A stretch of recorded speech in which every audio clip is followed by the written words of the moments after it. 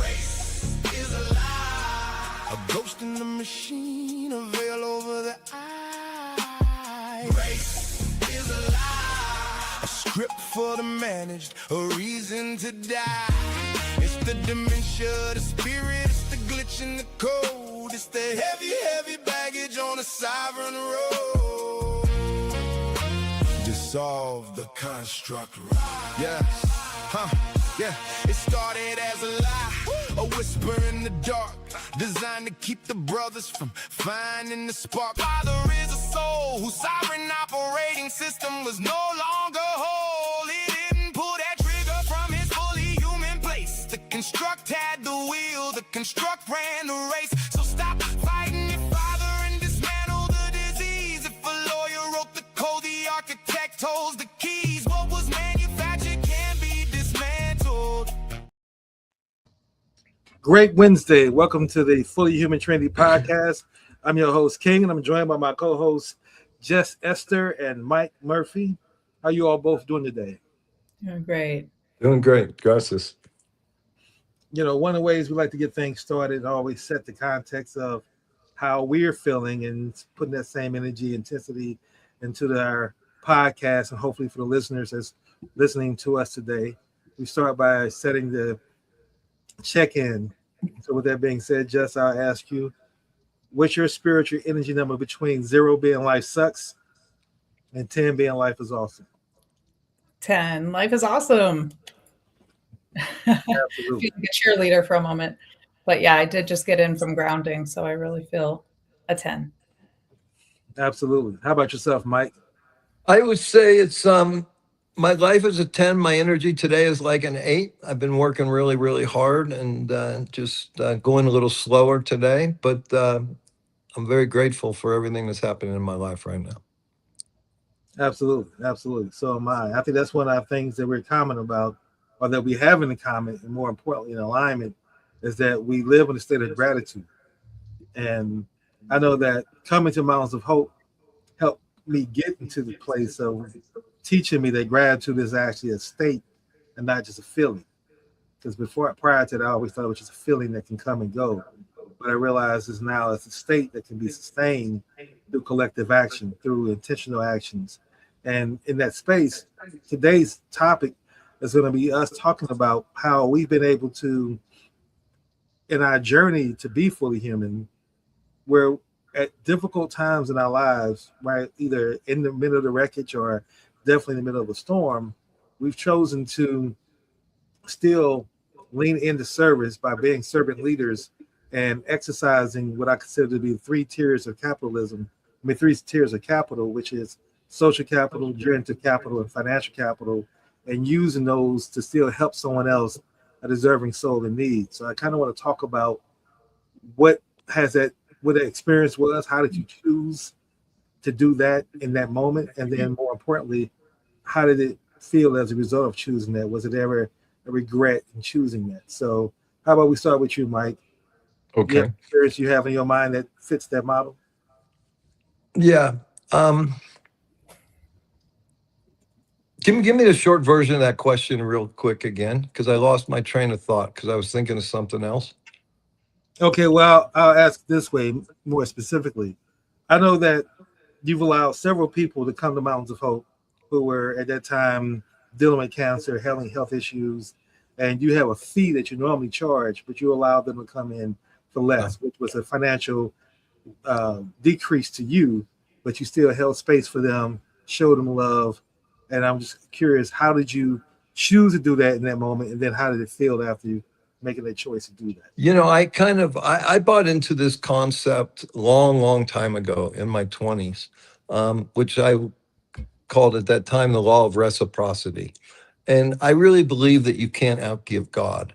And the more that you give, the more that you receive. And it's not one-to-one. Now, I don't give to receive. I give because that's what my heart wants to do. And that's how my mother somewhat programmed me. And then I bought into this law of reciprocity. And in the Bible, it says, you know, you give and you shall get and you shall receive. But it's not 1x, it's 10x, it's 20x, it's 50x, you know. pushed down, flowing over. So I really bought into that a long time ago. So I've always been generous with my money and helping others. When I didn't have money, I remember once when we had 4 little children living in a small little house, we took in a couple of homeless guys for a year or two. And so I've always had that in my spirit and in my heart. And it's just who I am, and it fulfills me. And as a result, I really believe that one of the reasons I have money is that I'm generous with my money. Money to me is energy, it's vibrations, frequencies, currency, right? And Mhm. so if you hoard it, it's what's the point of that? And so I let it go, and it keeps coming back. I let it go with good intentions for good purposes to help people that are struggling. I really don't think we talked about this I think last week, but I really don't see racism as color. It's more economic racism, and that's globally. You take the white people in West Virginia and the black people in Oakland or Chicago. I mean, it's all economics. I mean, there's African American people in the San Francisco Bay Area with a lot of money that don't experience that, right? So I think it's the economics, and I just think that we need a fairer system. Why should people suffer physically just because they don't have money? So that's why I do it. Yeah. And you said something that was important there. I believe at the end of the day, that's my argument. What I advocate is that it's definitely classism at the end of the day. I think racism is put out there so to divide us. So while we're fighting over that and seeing each other as enemies, that class and elite continue to take more for themselves. And that's why the theme song "Race is a Lie" is there.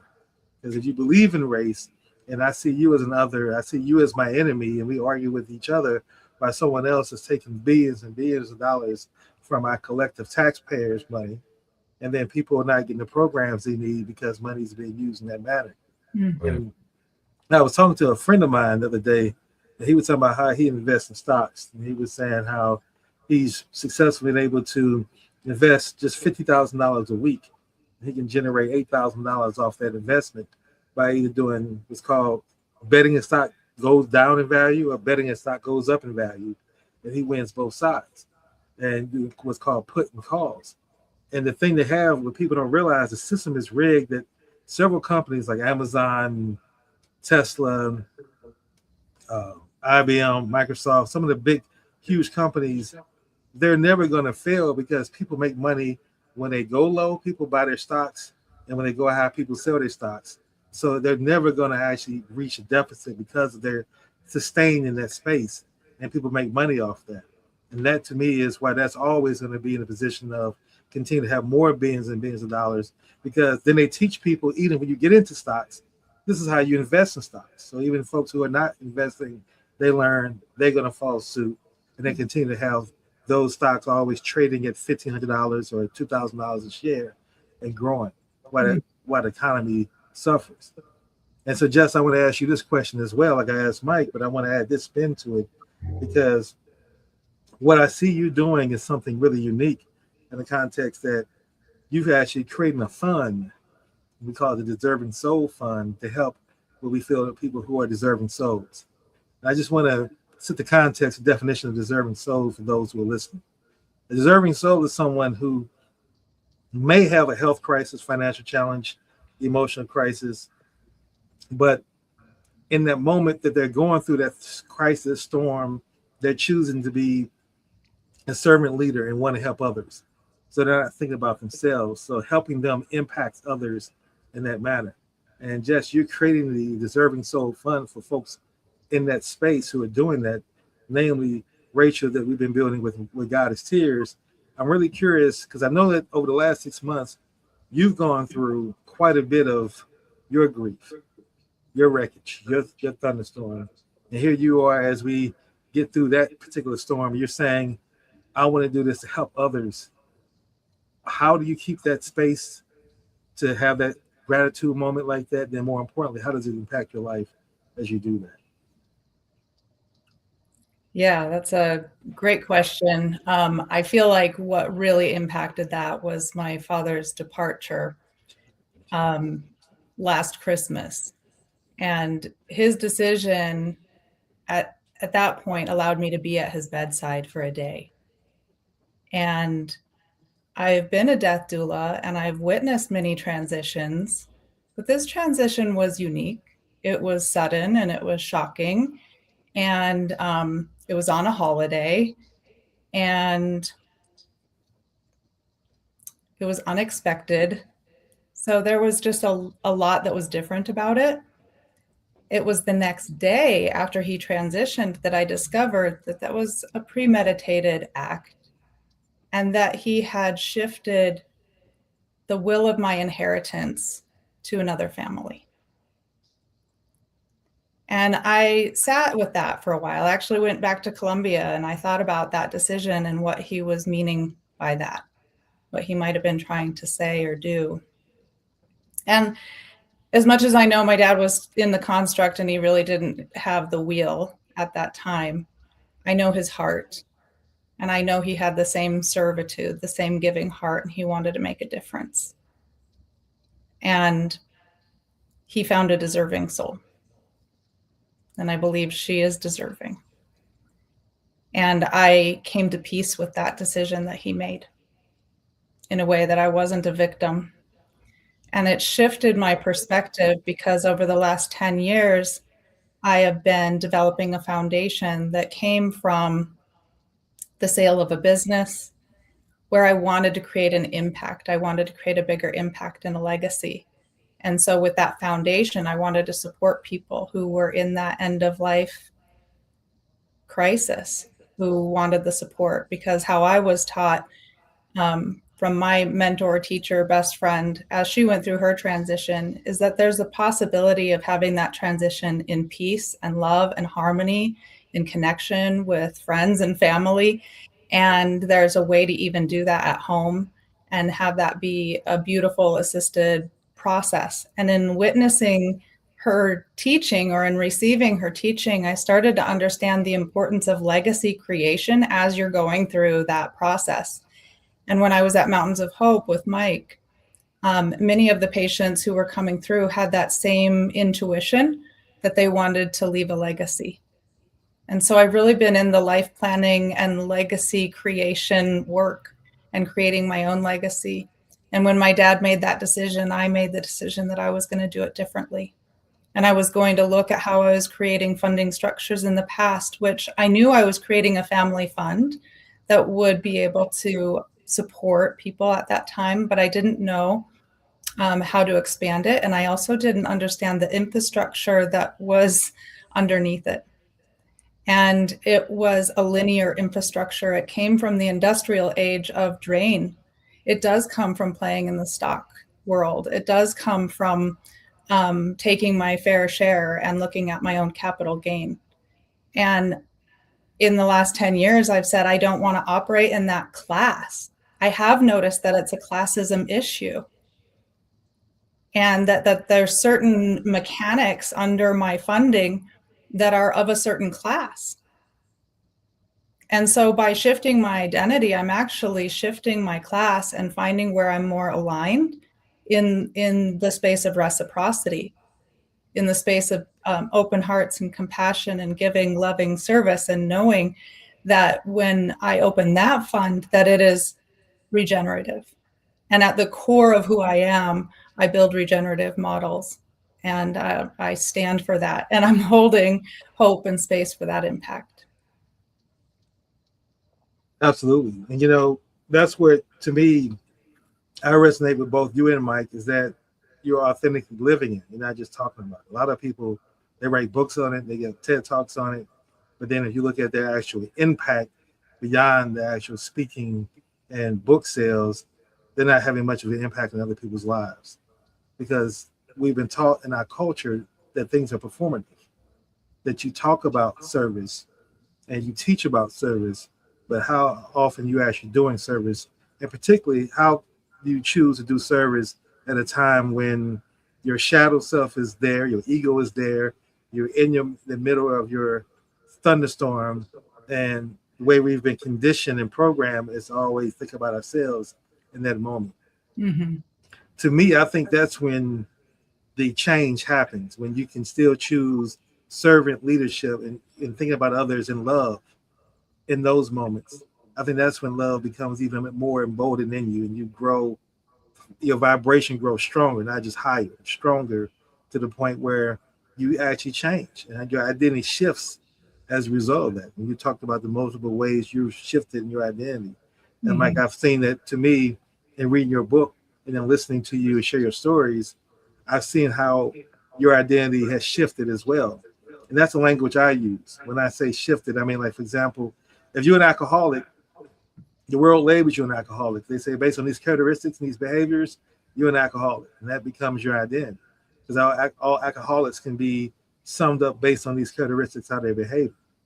But when you hit rock bottom and you choose, I'm no longer going to be an alcoholic anymore, that's changed the identity. Because you're saying that what I've done thus far, utilizing this identity, can no longer work for me in the direction I want to go in the future. And I've learned that the best way out of that funk is service. Mhm. Like, I really believe that the only reason most people, at least for me, speaking for myself, each time that I've been depressed, worried, anxiety, is because I can't solve my problem. And when I want to change that state from thinking about lack, is to go solve somebody else's problem. And that puts me right back in our natural position as problem solvers. Like, because Mhm. when someone prays for something, it's not going to just magically pop out the sky. It's going to be another human that comes in the form of that prayer, that answered prayer, that service. And so Yeah. now I want to throw this question to both of you all. Where would you say in your own personal lives you've experienced someone else showing you that level of love and service where it really helped you at a moment and when you really needed that and it felt like an answered prayer? Hmm. Well, Well, for me, go ahead, Jess. Go ahead.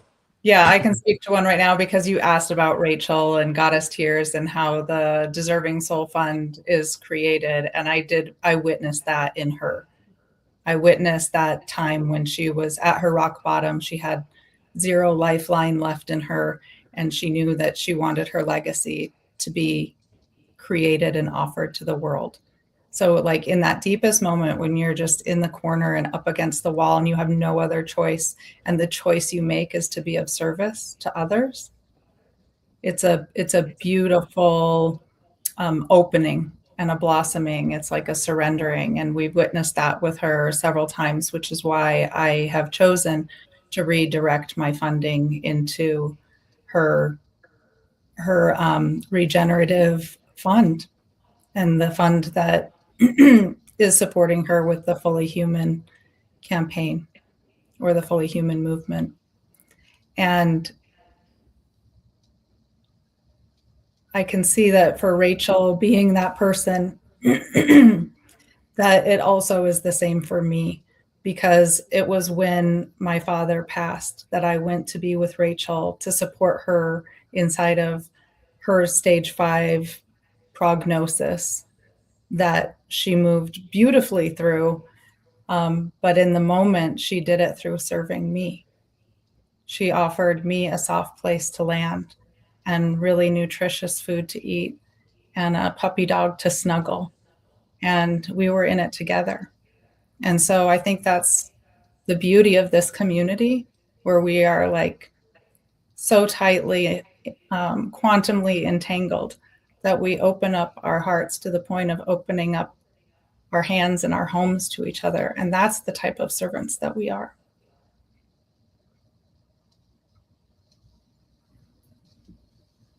And I'm No, I was going to say that's beautiful. And I was thinking about knowing the history of what led up to that and knowing what Rachel was when I first met her to seeing where Rachel is now and knowing the impact you've had in her life and the impact she has in our life. That's the secret, really. That's why I believe that love is the secret ingredient, so to speak. It's obvious and it's not obvious. It's obvious that it's love. It's not obvious that when it's time to apply it.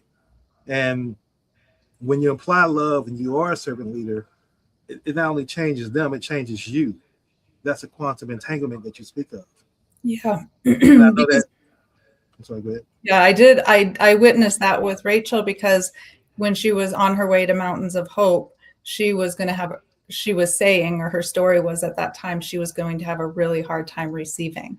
And so I know that this is like a full reciprocity circle because Mike was the one who opened himself up to create legacy and to be of service when he was also in the storm.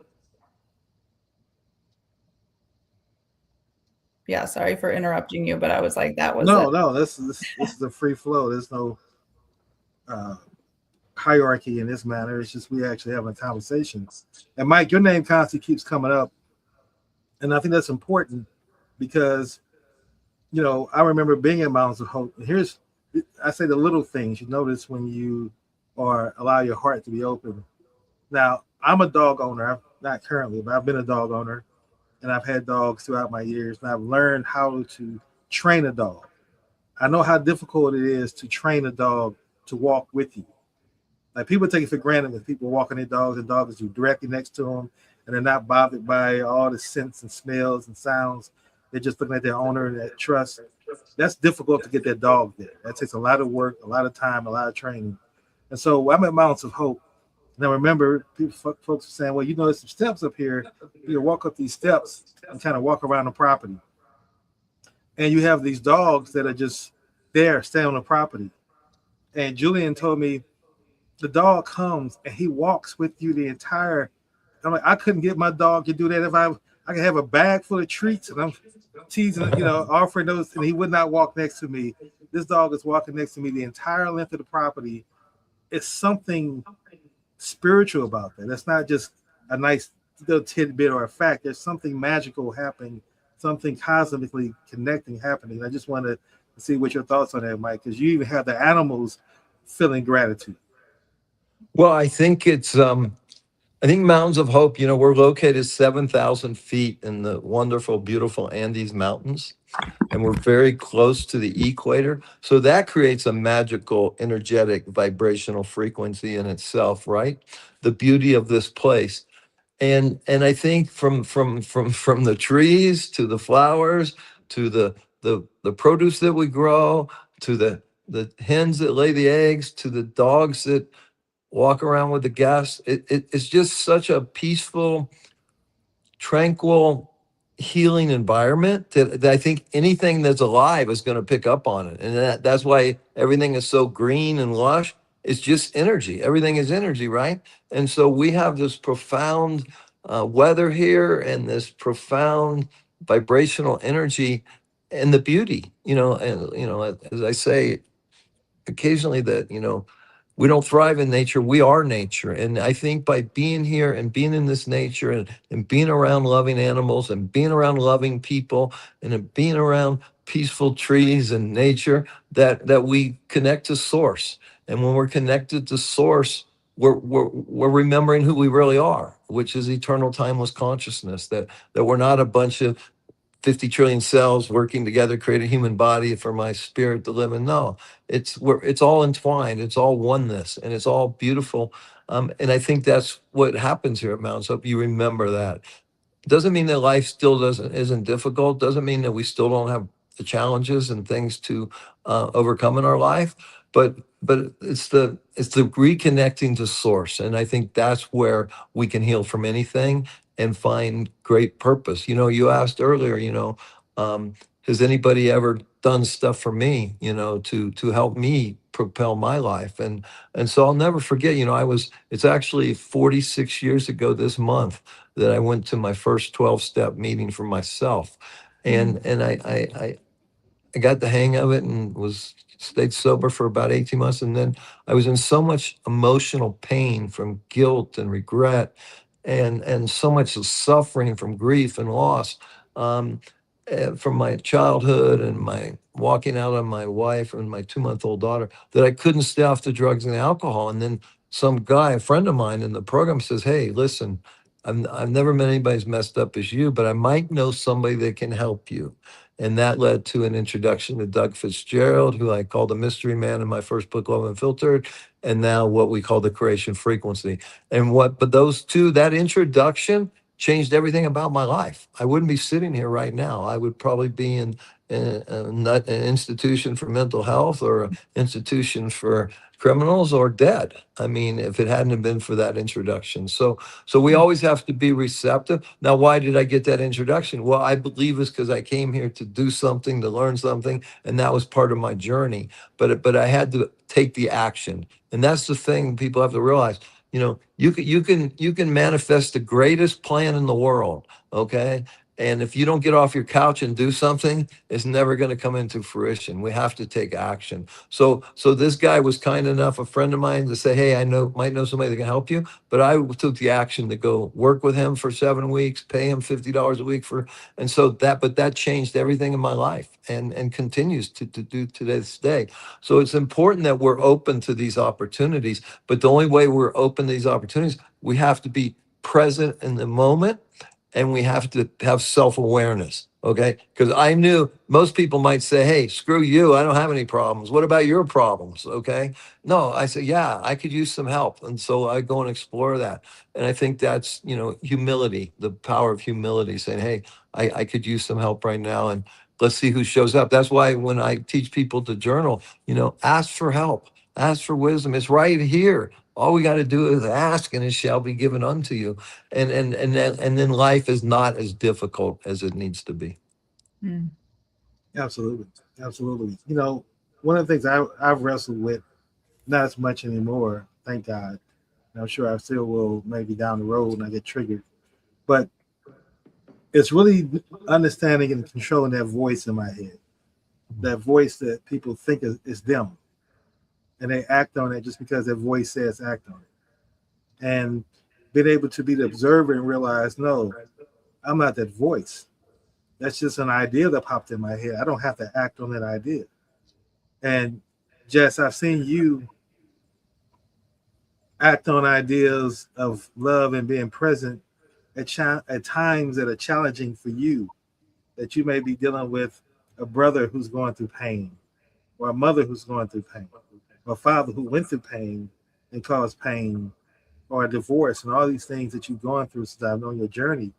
Yet still, we're in these different meetings, different conversations, listening to other people's pains. So my question for you now in the context of, if you're looking at the mirror analogy, because we look at that mirror and we think that reflection, and see, that's what people got to realize. Look at the mirror and think that reflection is you.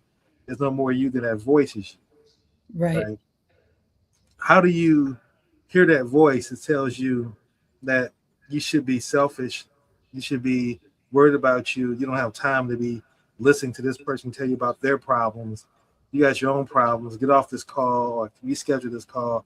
How do you know that voice and lean into the voice that says, no, let me be here, be present, and truly be seeking to understand before being understood?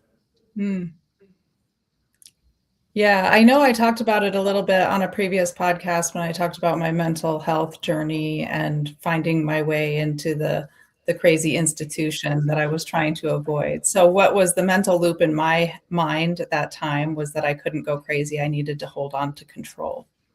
I needed to control a lot of things to not be crazy, but that made me crazier. It's like the Chinese finger trap.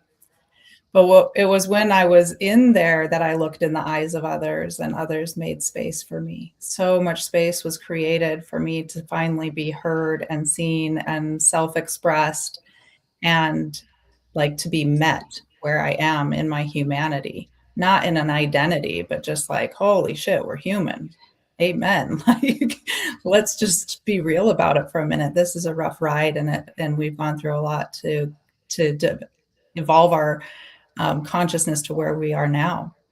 And so to give a little grace and just to open up and be held, and to have an option to just like lay on the floor and be like, we're not, I mean, we're crazy, but we're not crazy. We're all kind of like special crazy. And I just made so much of it that that was kind of where I stopped and started seeing the importance of me shutting up so that I could do the same for others. And I've noticed that that's the most important thing I can do, is to be receptive and open and listening. And then from that space, I can attune. And I can say there's also one special boy that I had as a student that I was working with, who taught me a lot because he was unable to be with other people without being aggressive toward them when things didn't go his way. So no one wanted to be with him because it was just an unsafe environment. So we would spend a lot of time regulating, and I found through observing him that we have an energy body, and it can get low and it can get reactive when it's out of sync. And what can happen in that is we create distortions and cancer and illness and all these other things. But from a 7-year-old point of view, it was really easy to watch him come into sync with everything when he was in nature, and that would kind of put him at center. And then he could go back and be with people and not be aggressive because he could distinguish between his own energy and the energy of others and not be so affected and start protecting his energy.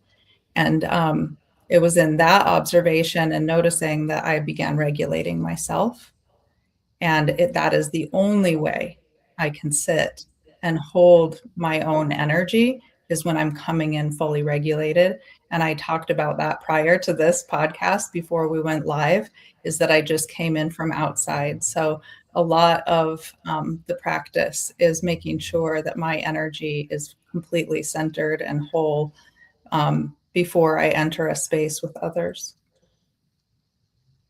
That regenerative rhythm that you're building is key. And I know that, like I said, within myself, I remember getting up at Mountains of Hope, and the first thing to do, the option there is to go take yoga. But before I go to yoga, I walk past and I'm offered my smoothie or juice drink, freshly made for me right there before I go into yoga.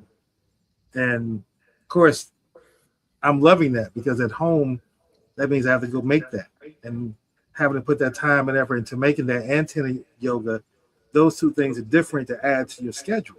One of those things eventually you're not going to do is consistent. If you're not going to make your juice, or you're not going to go to yoga, but as you continue to do things more. So I had the opportunity, and that's what I really loved about Mountains of Hope from a healing standpoint. I was able not to think about those things that I needed for my body, because you had created programs there. The protocols were there for me to just go through that and experience that. Mm-hmm. And that kept me regulate, right? And I remember just even watching you one day walk through the labyrinth by yourself. And I'm saying to myself, why is she walking through by herself? Why is she walking through the labyrinth as opposed to where is someone else?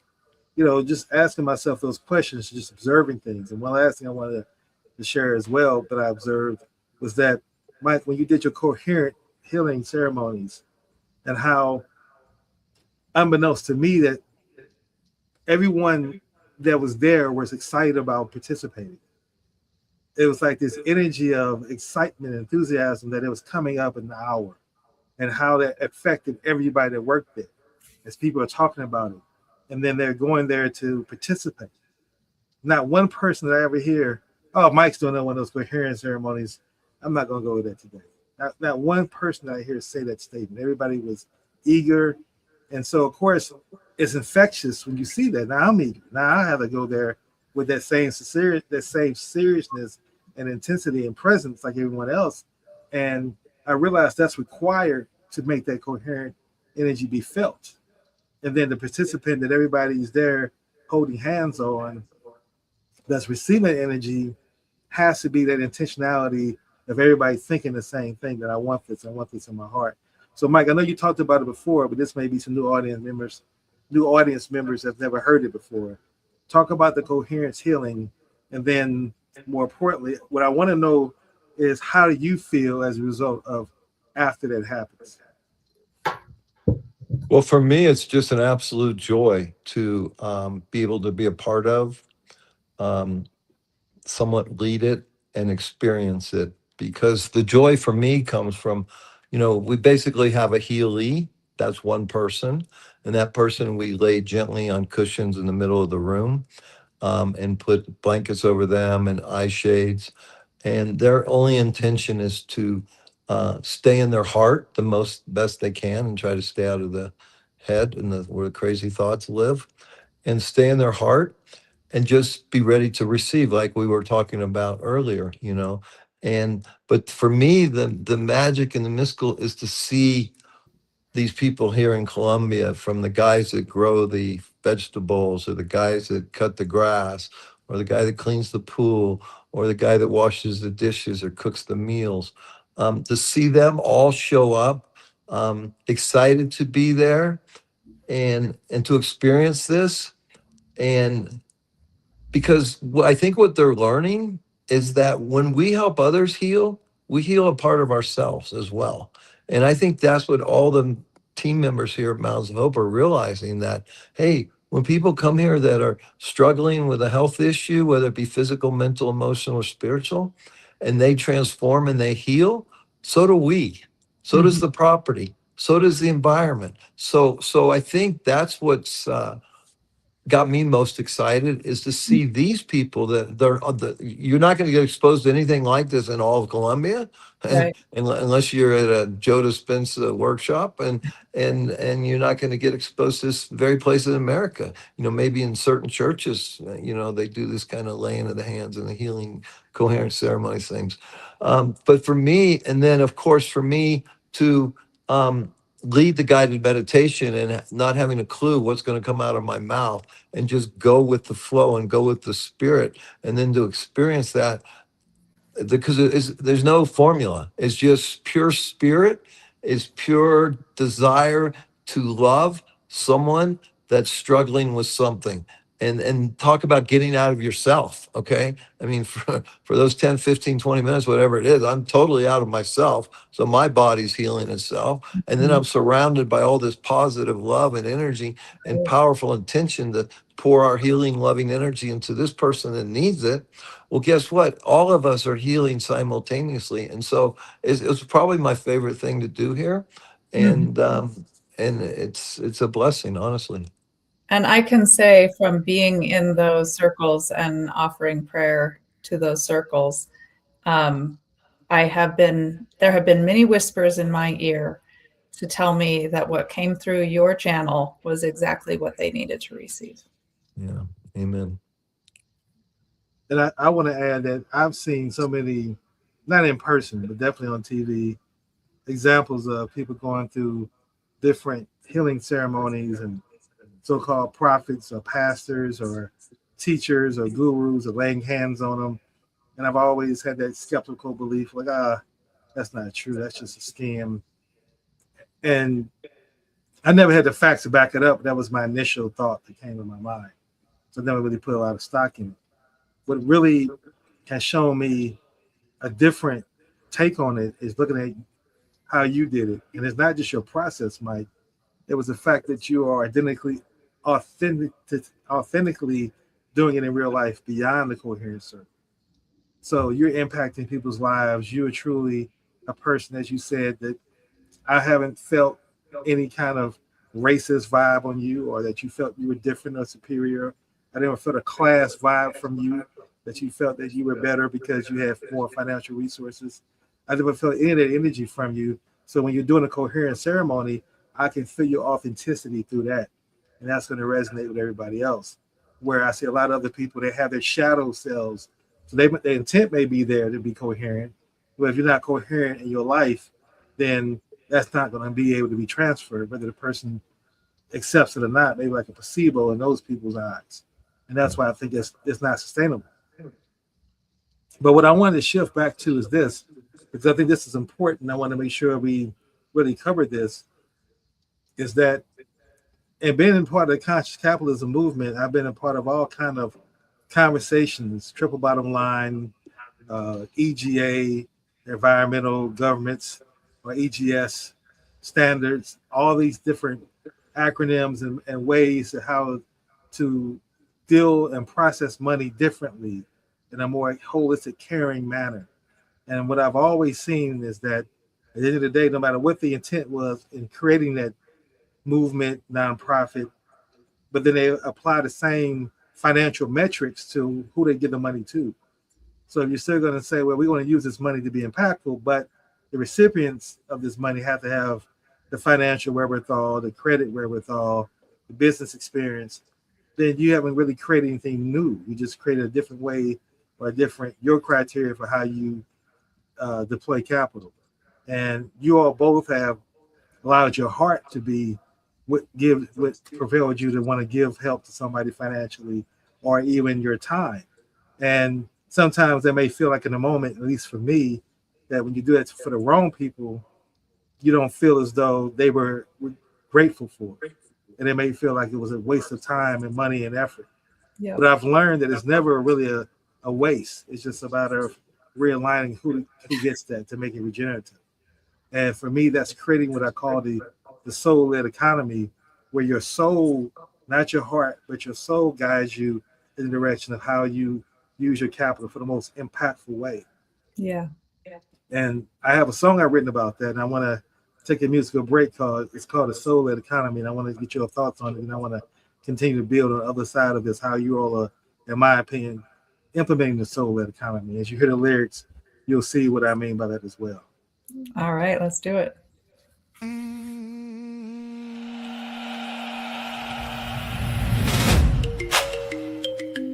This is not music.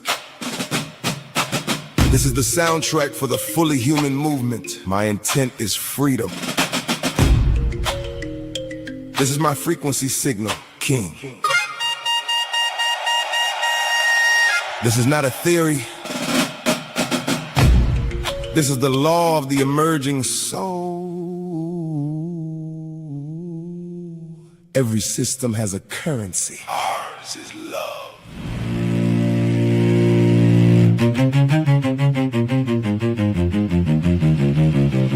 We don't start with a contract, we start with a seed. Identifying the frequency of another in need, a deserving soul. Standing in the storm, we reach out our hand and let the energy transform. Yeah, we rise them above the static and the strife, restoring the ancient rhythm of a fully human life. It's a spark in the marrow, a call to the deep, awakening the sovereign king from his construct sleep. This is not charity, this is strategy and grace. Love as the engine, service as the pace. The soul-led economy, built on the power of love, identifying a deserving soul and rising them above, vibrating higher. Let the energy touch the soul, radiating through the heart to take full control. From the soul to the heart, to the servant in the mind, leaving the drainage of the old world behind. Vibrating higher, vibrating higher. Yeah. The deserving soul now finds the pace to lift up another with dignity and grace. A chain reaction in the quantum field, where the wounds of the separator finally heal. The higher purpose, a generated flow, watching the love energy tribe start to grow. It's the law of service, the 33 gate. We don't ask for permission, we just create our fate. 500 hertz, the current, not the goal, the living, breathing signal of the sovereign soul. This is not capitalism, this is not socialism, this is not communism, this is not anyism, this is paradigm dissolution, the construct breaking down. This is human emergent sovereign souls reclaiming ground. This is a spiritual awakening of souls united, bringing their money together, the signal ignited. Our energy is oneness, our energy is growth. For love and for liberation we take the sacred oath. A spiritual economy, the currency of light, ending the separation, ending the night. One. Business is a spiritual experience. Love is the motivator. 2. Don't shrink or play small. Walk in your power. 3. Dare to love and the numbers will follow. 4. Leadership is a sacred responsibility. 5. Management is an art. Grace and elegance. 6. Empower with ownership. Watch the ROI grow. 7. Transcend to the higher level. No politics, no bullshit. 8. Don't take it all so seriously. Liberate your potential. 9. Count your blessings, build on gratitude. 10. The truth will set you free. Elevate the journey. Gratitude to Michael Hendricks. Soul-led economy, built on the power of love. Identifying a deserving soul and rising them above. Let the energy touch the soul, radiating through the heart to take full control. From the soul to the heart, to the servant in the mind, leaving the drainage of the old world behind.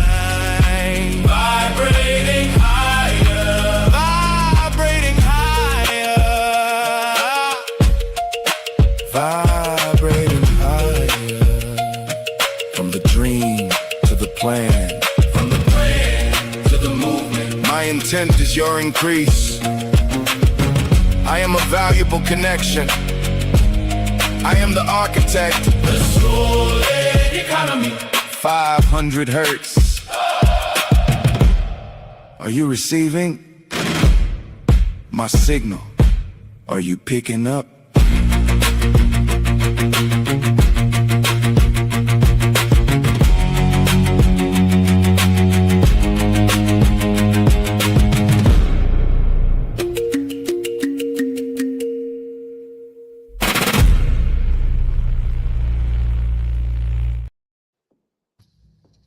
Nice. All right. I'm picking up. Thank you all for listening. So with you all being two of the people who really helped put in the model of how the solar economy looks and operates, I want to get your thoughts on the song and how do you see giving or investing or just financial prudence going forward in this context? For myself, I can see that I've shifted from a linear model to a regenerative model in every aspect. And even as Mike shares his story about Mountains of Hope, what I know is at the source of that seed that was planted there is a regenerative garden.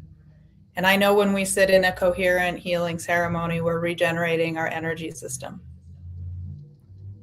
And there's so much that I'm seeing now that can be full circle, full reciprocity. I give, I receive. There's no more self-sacrifice. There's no more sacrificing ourselves for others. There's like a sovereign opportunity to pour in, lift each other up, pour in, lift each other up. And this torus of energy we can create in community, we can create it individually, and we can create it for the world. Absolutely. Yeah, I thought the words were very, very powerful. I'm just not sure how to get people on the movement where they realize that the real path to fulfillment and joy and happiness is serving others with no motive, no agenda, not for attention, not for arrogance, not for ego, not for a tax deduction, not to be able to do a press release. It's to just help people. And this is what I think was so beautiful from the Love for Margot Foundation. Now, I failed miserably as a nonprofit person. I feel that the nonprofit world is worse than the for-profit world. But nevertheless, one thing that was very pure about the Love for Margot Foundation is no one earned a salary. No one got, it was all donated time. And at least on my part, and I may have failed at raising money, but I know that the people that we helped was a tremendous gift to them. We just weren't getting the return on investment that I felt like, we would give $5,000 grant to an individual, which is what they desperately needed, right? They're below the poverty line to begin with. Now they can't work because of their cancer diagnosis. Now their expenses have gone up because they have to drive back and forth to the doctor or take a bus, try to eat better and all that kind of stuff. So we would give them something that was very sustainable and helpful called money, okay? And very few charities do that. But for example, I'm helping an old elderly 83-year-old woman here that's terrible Alzheimer's and couldn't get anyone to take care of her. So we're paying for her to go to a place to get good care. This is the kind of charity that we need to do for one another, not donate to the American Cancer Society or the pink ribbon people. No, we need to find people. They're right there in your neighborhood. They're right there in your community that could really use, whether it's just someone to listen to them or someone to give them a meal or someone to drive them to the doctor or someone just to be present with them. There is pain and suffering all around you. And if we can find it, if we could just, I believe this so strongly in every part of my being, that if everybody would just lift up someone less fortunate themselves, this entire consciousness of duality and the evil overwhelming the place would collapse, and we would find ourselves again. But how do we get there? We're so divided and conquered right now. We're so consumed with our 15 minutes of fame on Instagram, or we're so consumed with getting a new car or a new outfit or a new purse.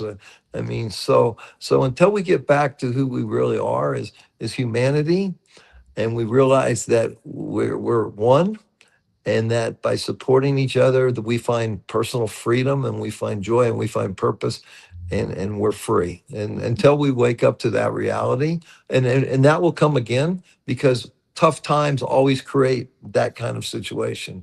And I think we're headed for some tough times in the near future. And again, it's going to be like people are going to have to step up and really be strong, and that will create another going forward in a new consciousness, I believe. Mm-hmm. Yeah, I'm not sure we need to convince anyone. I think that the opportunity is for us to step into it as leaders and, blaze a trail of what's possible through our own visions and our own actions. And I feel the energy of the movement of becoming more fully human, and others who are feeling that call as well to, if I were to put this in real terms of an example, I'm walking down the street today and I see an individual who is unhomed and they're sitting on the sidewalk. My initial construct thought is they need money. Do I have cash? Do I have anything I can give them? That's my initial thought. And I've really transferred that now to be like, I don't want to be in that model. I don't want to be in that class. I don't want to be in the rescuer, the charity like that. What I'd rather do is sit down and be present and say, I don't have material things to offer, but what I have is my time and my attention, and be able to find some relatedness and resonance together. Because even Rachel said yesterday that this funding is not about a charity in giving away and having it be another model of siphoning funds. It's actually a message of love and one of reciprocity and one of supporting each other. And so it may be a phone call. It may be a connection. It may be somebody creating just time and space, exactly what you said, Mike. Of like, that's our charitable ways can be much more than material and money. And let me add this to the perspective. I think I hold space for both. And I think that you are both been doing both. And I think the movement is growing slowly in the context that it's not meant to grow fast. I think it's meant to grow because we have to be authentic with it. And if the masses were to do it, the masses wouldn't be authentic. I believe you have to go through a certain amount of wreckage in order for you to be able to see how best to give and not let your ego get in the way. I think a lot of people let their egos consume them and think it's about them. And once you've been wrecked, you've been humble enough to realize it's not about me, it's about who I can help. Let me give you an example of what I mean. 2 weeks ago, I went to get some food. I went to a place in the mall and I got some food. And I didn't check my bag. And I said I was going to walk after I ate. And I got home and I was about to eat and I realized they gave me the wrong order. So I had to drive back up to the mall, which is a 15, 20-minute time by the time you park, walk back to the place. And I did that because I'm mad. They gave me the wrong order. And so I went there with the energy of, let me tell them how wrong they were, give me the wrong order. And I'm bringing that kind of energy. And the guy said, well, sir, yeah, we were looking for it. That was our mistake. He said, well, I tell you what, you want a lemonade while we get you a new order? And I had already worked in my mind how I was going to argue with them to say, no, I don't want the same food you had waiting on me 15 minutes ago. I want new food. I want this. I want that. And he offered me a lemonade, a large size lemonade. And then he told me, I tell you what, you can even keep the food that you brought back because we don't need it. We're just going to throw it away. And I said, oh, okay, well, in that case, it changed my whole state. And I thought about it. So what can I do with this extra food? I'm not going to eat all this food. And so I knew there's homeless people in my community at certain locations. And I said, well, I'm going to drive it off and see if this homeless person's there, and I'm going to offer it to him. But then my voice in my head said, well, no, it's going to rain soon. If you take the food to him, you won't be able to walk because it's going to rain. So you're going to miss out on your walk. I said, well, no, I'm just going to do it anyway. And I don't know if he's going to be there. And I did it. And the guy was there. I gave him the food. He was very recipient of it because I'm giving him fresh, hot food with utensils and everything. And I left. I didn't stand there for him to give me any kind of thank you. I just gave him the food and left. And of course, when I did walk, it poured. It stormed. I got caught in that storm. And that storm was refreshing. And what I'm saying is, I did that knowing that I would still have to be inconvenienced and go through the unpleasant, at that time, I thought, experience of walking in the rain, but the rain was healing. It was a rain that I experienced when I was at Mountains of Hope, when I was going through my ceremony. I was out in the rain as well. So it took me back to that. And I say all that to say this, is that I believe we're doing that. I believe every time we have a conversation and we make the decision to hop on this phone call or this Zoom call or this podcast and continue to build, when we have other things we can be doing with our time. Like Mike, right now, you're in Colombia.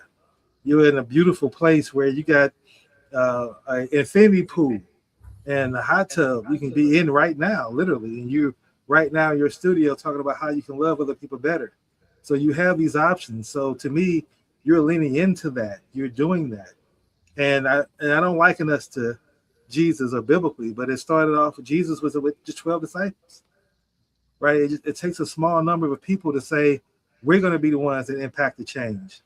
And then just showing up every day, being authentic, because that's what the world, I believe, needs more than anything right now, is authenticity.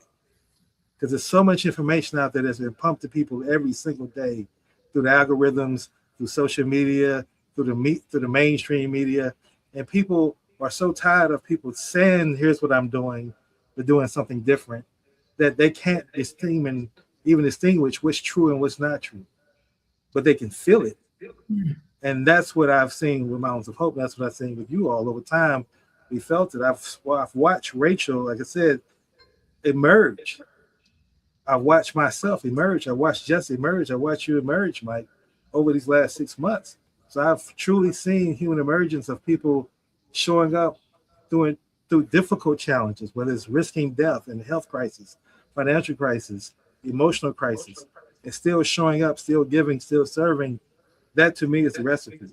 Mm-hmm. And I believe, and we look at 6 months from now, I think we're going to be much more impactful than we are today. But it's these small steps of getting up today, still committing to it, breathing one breath at a time, intentionality, and that's the creation frequency, to use your words, Mike, that I believe we're bringing to the world. That's my take. I believe it's a combination of both what you said instead of either or. Yeah. Amen. Yeah. Yeah. I just think of how all of us in the last 6 months have really been through a storm. And, when I look, I've been in the psychological field my whole career. So I'm very weary about trauma bonding, knowing that we're all going through some deep traumas, which are releasing or have released. And there's a lot that has shifted and changed since we came into our relationship together at Mountains of Hope. And I can confidently say that the trauma is releasing, not only from the patients, but from us. And there's this like digestion. And when I speak of regeneration and the garden being at the center, there is a regeneration happening from that activation, where it's okay. It's like okay to have a storm. It can even feel good. It could even be refreshing. It could even be joyous, but actually meeting each other there is a beautiful place. We've talked a little bit about building from the bottom. And that's the opportunity that we have now, even as a collective, seeing all the war and division and cancer that is on the planet, and knowing we're at a turning point and love wins, and we have huge opportunities moving forward. Absolutely, absolutely. But we're gonna get there. We're getting there at the end of our show, and I want to give each of us a closing thought that we want to share, leave with our listening audience. It could be a quote, a poem, or whatever you have on your heart that you want to put out into our listening audience, for our listening audience.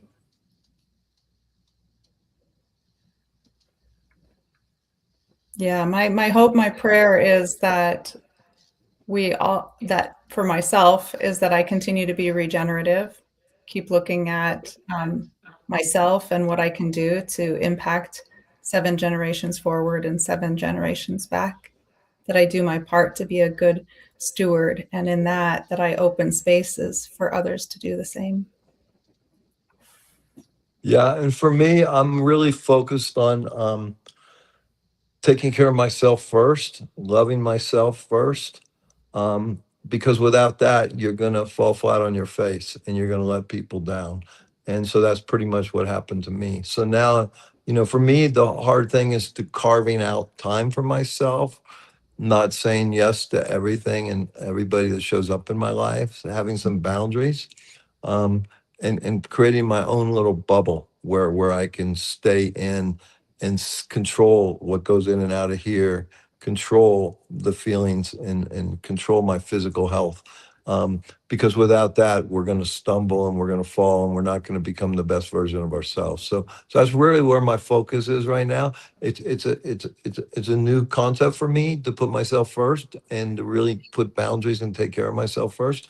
But it's the only way I can do this work. And so, and it's starting to feel good, and I'm starting to excel physically, get better sleep, have more energy. And that's the secret to this thing, is to get out of ourselves and to take care of ourselves, and then get out of ourselves and serve others. And then you find total freedom. Yeah.